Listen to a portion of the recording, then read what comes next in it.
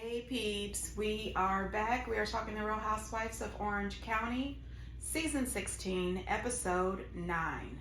Hey, before we get into the video, please do me the honors of subscribing to my channel, hitting the notification bell so you can always be notified when I post new content, hitting the thumbs up because that does wonders for my channel, and share. Thanks. So this episode picks up right where it left off, with Noella still not being able to simply understand that, number one, the gift was inappropriate. Number two, just apologize for the inappropriate gift and move on. But instead, she wants to continue this argument with Heather that she didn't realize and she was a pity invite. Girl, listen, it's the last night of the trip. You are already here. You have already made every situation awkward. So the hell what, okay? Just move on for the evening. But she can't do it. Now she's pissed off with Gina. So she's able to pretty much send Gina running off like a baby, crying. She handled Emily. I said, oh my gosh. Now, I don't condone violence. I would have verbally slaughtered Noella at that table and brought her to tears. You do not dismiss me. I'm sorry, honey, but I don't play that. Heather said that. Because you knew it for a week. Yeah, but I didn't bring it up.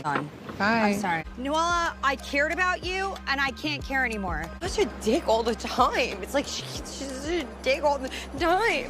The only thing I said is that maybe you should just listen to Heather and see where she's coming from. Go check on Gina. Okay, I'll go check on Gina. I'll go check on Gina. I tell you, Noella is exhausting. I mean, I appreciate Noella in a way for her entertainment value. To me, it seems that Noella and Shannon are truly carrying the season, with special mention going out to Gina, Emily, and Heather. Jen, personally to me, she is Teddy 2.0. She is bringing absolutely nothing. But Noella is really working my nerves. To me, it just feels that Noella is new. She's doing everything she can to hold on to her orange, and I appreciate that. But Gina and Emily have been on here very long. They know the game. And one of them allowed her to run them off crying, and the other one just was totally dismissed when she told her to go check on Gina. And she just got up and went on. I mean, really? Girl, please. Thankfully, we had Shannon Storms Bedore, Tequila Shannon, Vacation Shannon, to bring a little comic relief. Yeah, Shannon.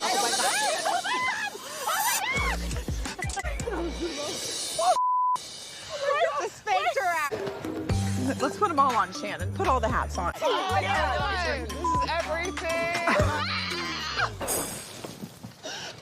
That scene right there with her and Emily and the whole falling out the chair, all of that stuff, it absolutely reminded me of the good old days of the Tres Amigas. That would have totally had been Shannon, Vicky, and Tamara rolling around out there in the grass. I'm just saying, I really do miss Vicky and Tamara. I never thought I would ever say that I would miss Tamara Judge, but I really do. So then we move on, they go home, and we see Jen spending some time with her daughter, Coco. I saw that. It goes with your personality. Rotated through some nannies. What do you think about Caitlin? I think she's like a mother. Oh, stop. She's a great mother for the boys. I mean, she actually keeps them calm. And then there's this mother. I think that after that manicure, pedicure session, my heart would have been devastated. I would have been completely broke. She told her that her color of her nails, black, matches her personality, and she pretty much let her know that the nanny is a better mom than her. That broke my heart just watching it. I said, now if she doesn't make some changes absolutely instantly, then that's on her. You have, work is important. You have to have money to pay the bills, to live your life, especially the life that she is accustomed to. But those kids grow up so fast, and you are missing everything pretty much. She has got to figure out a way to spend more time with her family, especially the kids. I don't care anything about Rye. or Ryan. Heather and Gina meet up for lunch. She lets Gina know that she's going to be going to New York to take her kids to view some colleges and wanted to know if Gina would like to go with her. And she says that she's sure after the college visits, they would be able to spend some time laughing, doing a little shopping. And of course, you know, Gina agreed. Gina lets her know that she's still upset with Noella and she hasn't spoken to her since they came back from the Cabo trip because she doesn't like people questioning her integrity. But it's perfectly fine for her to question others. She says that she doesn't understand why Noella thinks that she betrayed her. I think that Noella was wrong for blasting her at that table like that, but I think that Noella felt that she was betrayed because Gina told Heather what Shannon said. Gina told Heather everything Noella said, but when Heather told Gina about Noella, Gina didn't tell Noella. So I think that's why she's upset. You will go around and tell everybody else what everybody else said, but if Heather Dubrow says something, you're going to hold that close to your heart. You're going to keep that close to your vest. You're not going to tell anybody that. I found that to be a little weird because allegedly she didn't even tell Emily. So it's, you know, I'm going to do whatever Heather says and wants. That's what it seemed like. She does tell Heather that she doesn't think she's going to reach out to Noella because she can't be friends or support somebody who doesn't trust her. Well, then why is she trying to keep her friendship with Shannon? Because I'm pretty sure Shannon doesn't trust Gina. Then Shannon invites the girls over to John's house. John lives out on the water and he just got a new 30-foot boat. So Shannon invited them over, and then after the boating, they were going to have Benihana style dinner. Shannon calls it Shannahana, which I thought was kind of cute. I love Shannon this season. I don't know what the heck is going on. It's called Revelry. Are we going to change the name to the Shannon? No. Oh. Name He I didn't even changed it hesitate. Here. Throw it onto the bow.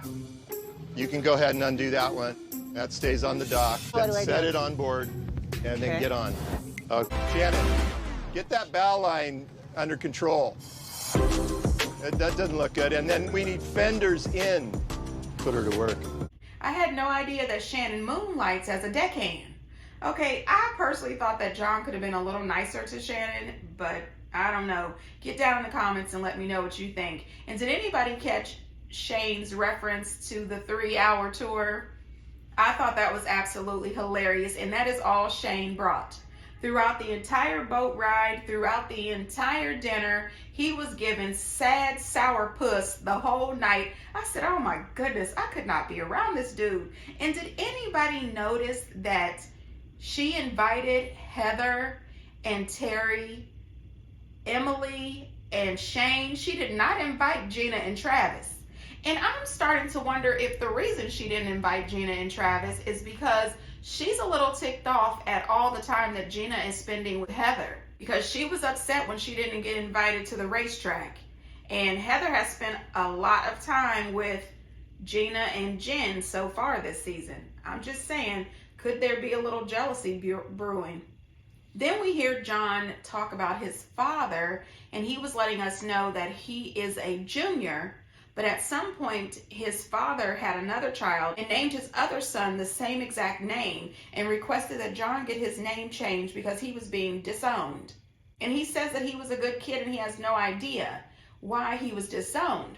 But what I thought was weird is John was really nice. He was opening up and trying to tell the table a little bit about himself. Well, that leads Terry to talking about how his stepfather disrespected him and treated him badly, and that is what led him to be so ambitious. Then Emily brings up her relationship with her father, and I said, well, what is happening here? Are they genuinely wanting to be open and talk about this with everybody, or are they just trying to one-up John? I don't know.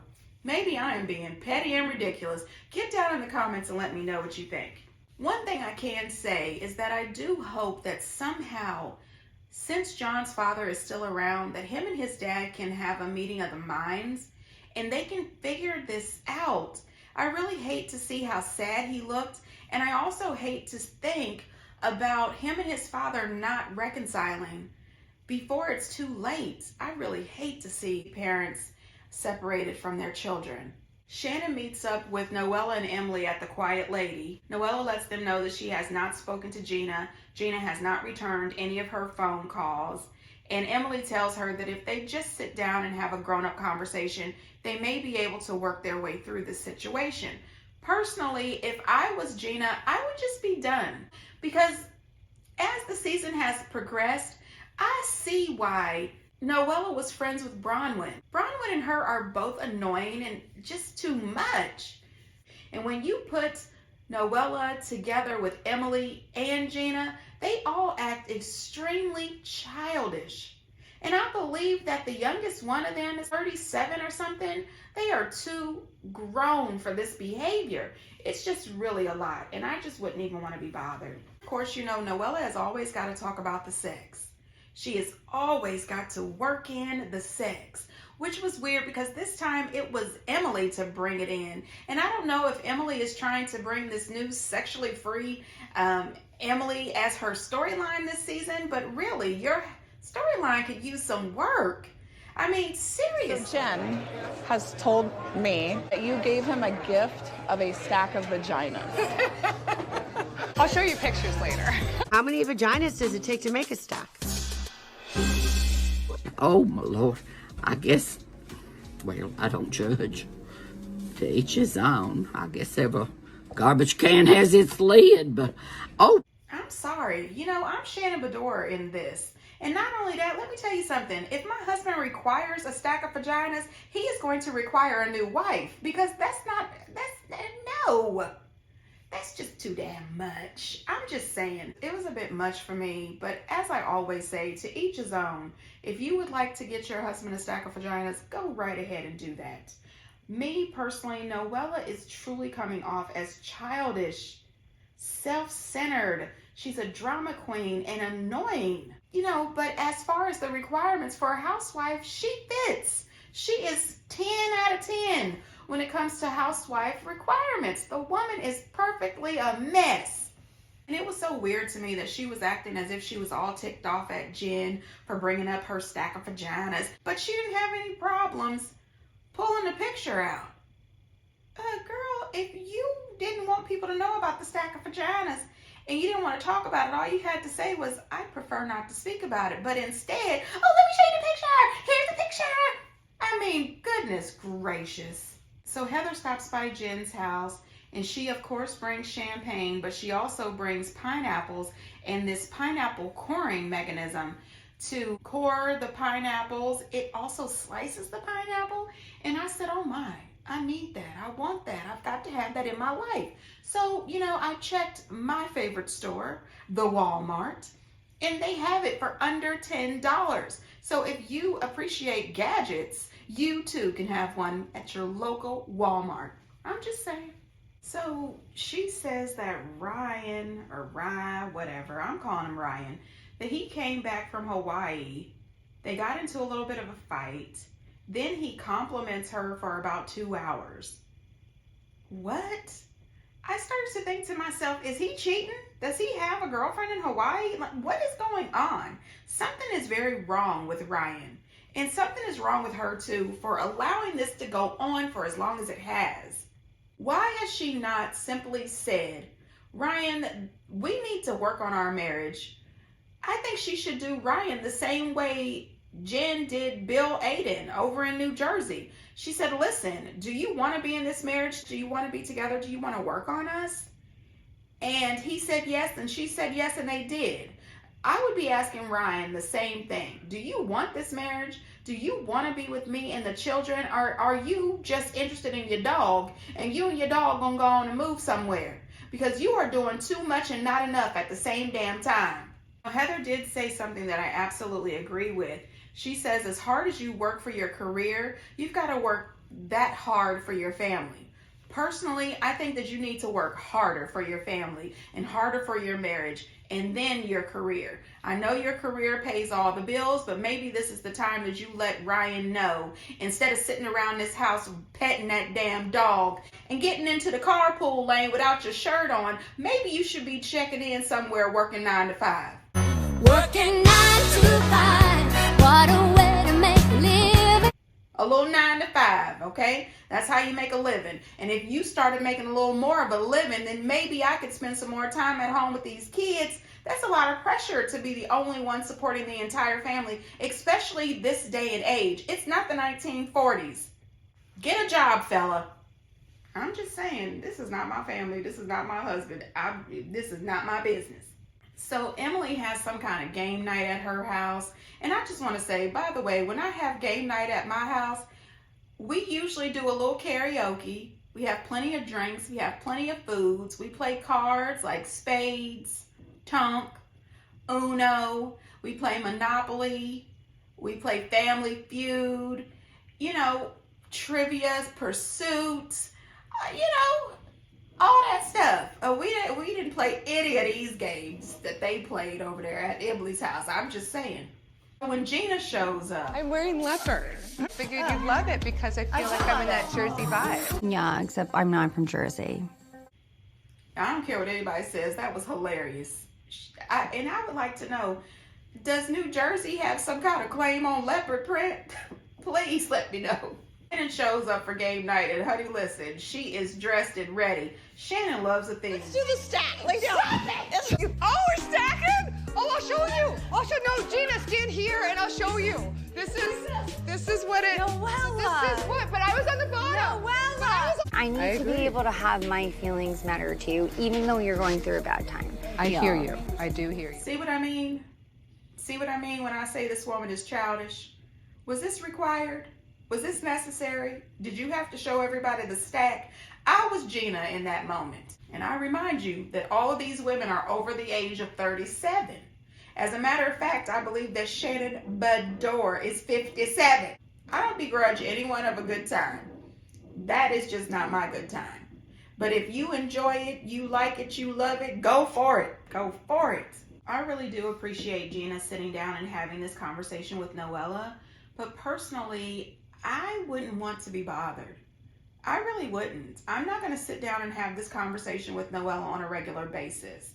She seems like the type of person that you would always have to have these conversations with because there's always going to be some sort of misunderstanding. And I'm just not here for it. I don't have time for that. If you don't realize that there has to be respect on both sides, I'm done. If you don't know how to carry yourself as a grown woman, as a mother, as a wife in a public place, I don't want to be bothered. I don't know, you guys. Get down in the comments and let me know.